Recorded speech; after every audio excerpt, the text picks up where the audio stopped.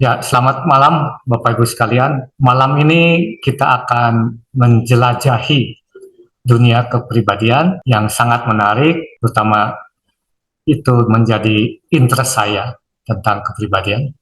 Dan bagaimana hal itu memengaruhi interaksi dan gaya kepemimpinan kita. Setiap individu memiliki perpaduan unik dari sifat-sifat yang terbentuk sejak kita lahir. Jadi berupa gen, yaitu membentuk kepribadian kita. Dan sebagai pemimpin, sangat penting bagi kita untuk memahami dan beradaptasi dengan perbedaan-perbedaan ini untuk menciptakan suatu lingkungan atau tim yang suportif, harmonis, mempunyai kinerja yang fantastis. Ya, jadi tujuan diskusi kita pada malam hari ini adalah untuk menambah pengetahuan dan strategi yang dibutuhkan dalam memimpin orang-orang dengan kepribadian yang berbeda-beda, supaya kita bisa memimpin mereka dengan efektif. Dengan memahami temperamen tim kita, kita dapat memotivasi, melengkapi, menasihati, memberikan pujian, juga mengoreksi, mendelegasikan, dan mengembangkan individu-individu dalam tim kita lebih efektif lagi karena kita kembangkan mereka dengan cara-cara yang sesuai dengan kepribadian mereka. Setiap orang membawa sifat temperamen atau kepribadian yang unik, yang dibentuk oleh kecenderungan atau pembawaan mereka sejak lahir. Kenapa kita harus mengenali kepribadian tim? Jadi dengan mengenali kepribadian tim, kita bisa memahami perbedaan-perbedaan yang sangat penting untuk supaya kepemimpinan kita lebih efektif dan produktif, dan juga untuk meningkatkan komunikasi dan kolaborasi dengan mereka, sehingga cara kita berkomunikasi dan cara kita berkolaborasi dengan setiap individu dalam tim kita itu akan lebih efektif karena kita sesuaikan dengan kepribadian mereka. Dan tentu saja ini akan meningkatkan kinerja atau melalui kekuatan tim yang kita tingkatkan.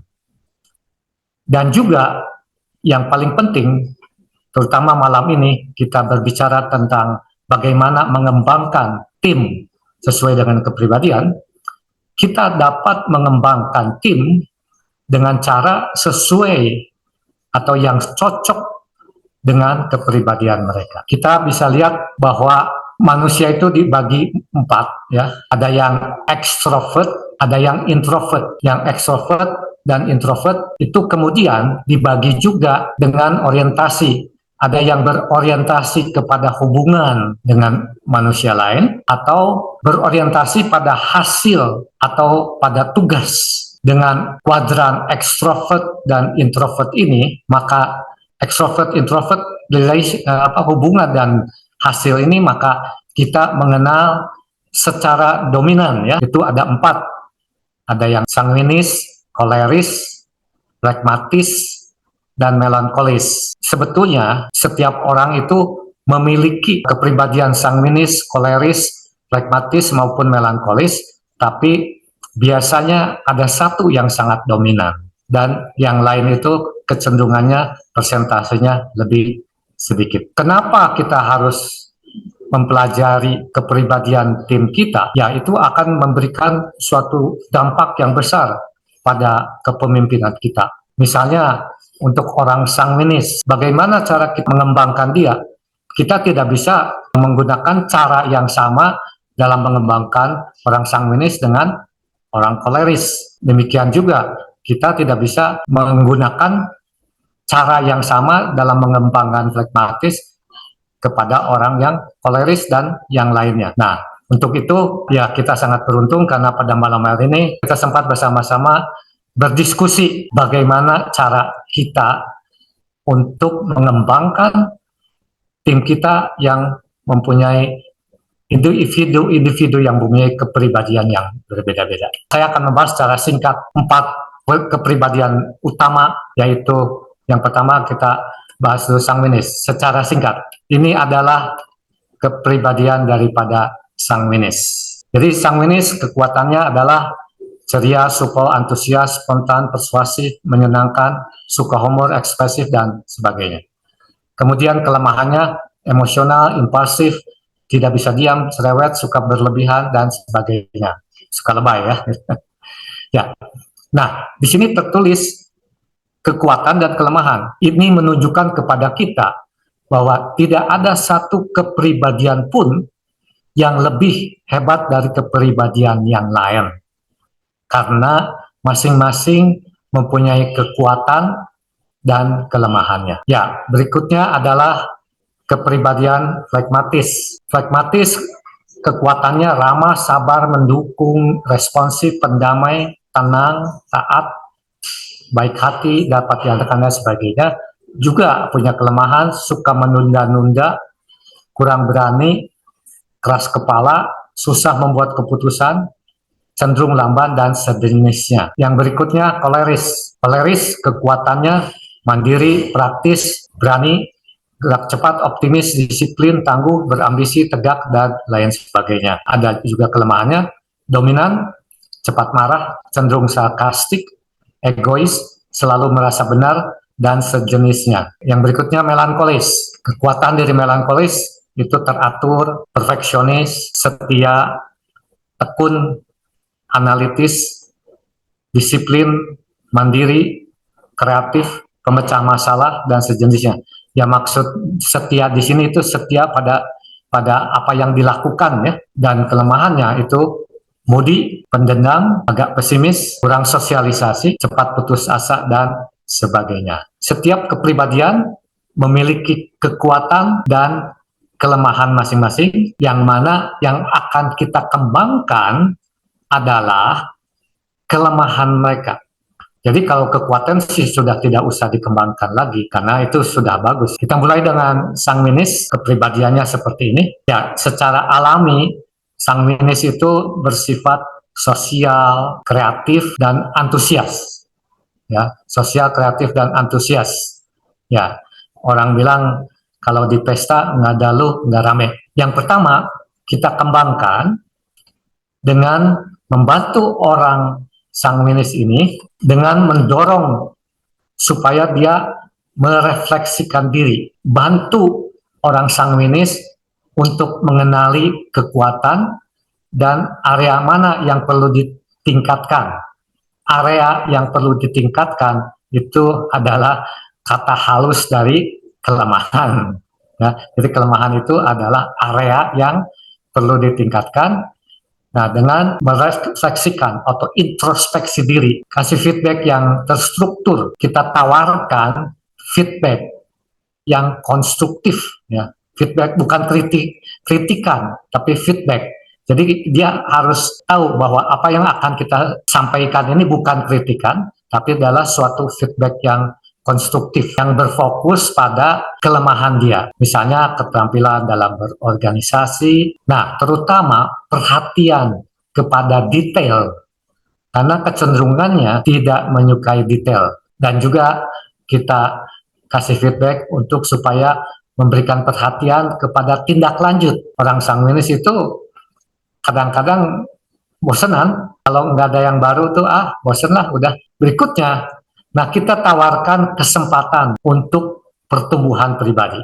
Misalnya kita adakan pelatihan-pelatihan yang dapat meningkatkan kemampuan untuk merencanakan, jadi kemampuan manajemen, sehingga mereka dapat bekerja dengan lebih baik dan juga kinerjanya itu akan lebih bagus. Ya, berikutnya dengan flegmatis, area yang harus ditingkatkan seperti ini. Ya, flegmatis itu seorang individu yang tenang, harmonis, menghargai stabilitas, ya, segalanya harus stabil ya.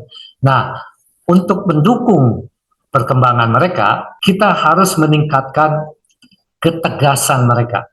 Karena orang pragmatis kecenderungan kurang tegas. Jadi berikan kepada mereka suatu program pengembangan atau kesempatan pengembangan atau training-training untuk melatih ketegasan. Nah, bagaimana atau apa yang harus diberikan? Nah, kita situasikan orang pragmatis untuk memimpin satu kelompok kecil, ya. Jadi jangan langsung dikasih kelompok yang besar, tapi untuk latihan berikan suatu tugas untuk memimpin suatu kelompok yang kecil. Gimana kalau kelompok kecil tanggung jawabnya itu tidak, atau tugas-tugas yang tanggung jawabnya itu tidak terlalu besar. Nanti setelah berjalannya waktu, setelah ketegasannya meningkat, kita kasihkan kelompok yang lebih besar dan tanggung jawab yang lebih besar.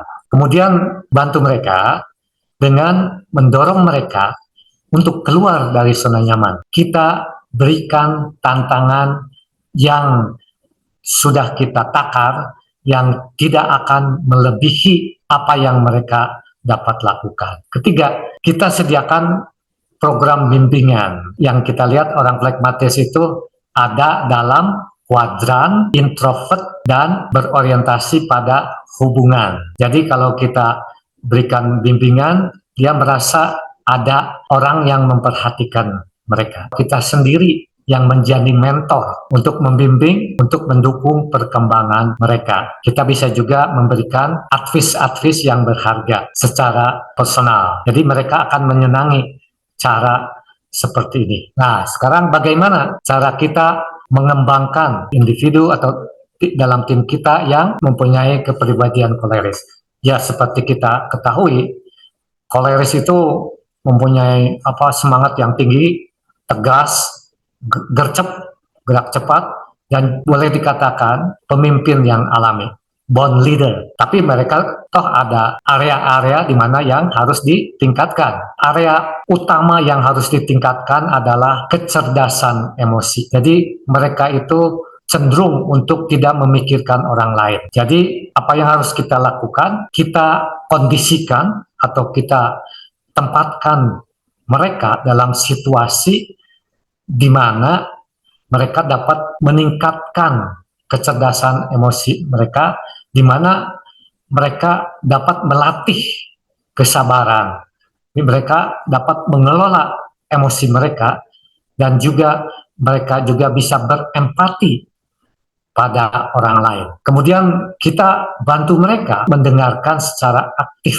Orang koleris itu mungkin mendengar ya, tapi tidak mendengarkan. Maksudnya mendengarkan itu menyimak dan meresapi atau memahami apa yang dibicarakan atau dikatakan oleh orang lain. Maksudnya orang koleris itu cenderung untuk tidak mau dengar orang lain, maunya pendapat sendiri aja. Jadi kita harus menempatkan mereka dalam situasi atau memberikan suatu kondisi di mana mereka dapat melatih mendengarkan secara efektif, dan mereka mau mendengarkan atau menerima sudut pandang ataupun alternatif yang berbeda dengan mereka, sehingga dalam hal itu juga mereka dapat mengembangkan empati dan gaya kepemimpinan mereka itu akan menjadi luwes ya, karena gaya kepemimpinan seorang koleris itu cenderung diktator, cenderung bilangnya pokoknya do it my way. Itu aja. Kita juga beri kesempatan untuk memimpin tim. Jadi kalau kita melihat dalam tim kita itu ada satu individu yang mempunyai kepribadian yang koleris, kita harus tempatkan dia sebagai pemimpin, jangan sebagai anak buah. Kalau sebagai anak buah atau bawahan, itu bisa kacau. Pasti berantem terus sama atasannya. Jadi berikan suatu proyek di mana mereka harus memimpin tim atau proyek itu yang penuh dengan tantangan, karena mereka suka sekali tantangan. Mereka sangat semangat kalau ada tantangan ya, karena mereka betul-betul berorientasi pada hasil. Kalau tidak menantang, buat mereka itu membosankan. Dan yang terakhir, melankolis, bersifat analitis dan berorientasi pada detail, harus mendapatkan akurasi yang umumnya disebut dengan perfeksionis. Kita bisa bantu orang melankolis dengan mengembangkan fleksibilitas, tempatkan mereka pada situasi kerja yang beragam, yang mendorong mereka untuk bereksperimen. Mereka suka sekali ngutak-ngatik sesuatu yang susah.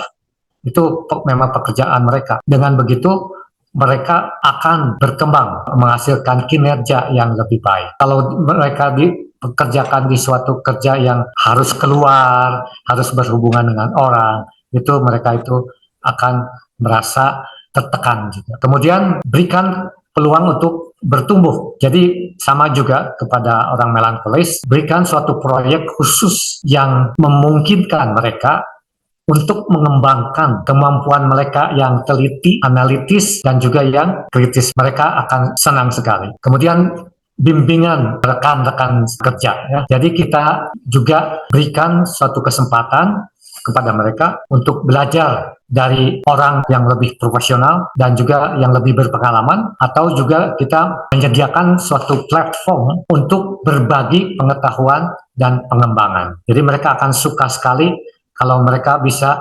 men-sharingkan apa yang sudah mereka teliti atau apa yang sudah mereka kembangkan. Dan dengan kita menerapkan cara pengembangan yang sesuai dengan kepribadian tim kita, maka kita akan mempunyai tim yang harmonis, tim yang efektif, dan juga tim yang kinerjanya fantastis. Jadi keragaman itu bukannya menjadi ancaman, tapi menjadi suatu kekuatan. Dengan memahami dan beradaptasi dengan perbedaan individu dalam tim kita, itu akan menciptakan tim yang harmonis, efektif, dan kinerja yang fantastis. Terima kasih. Oke, terima kasih semuanya.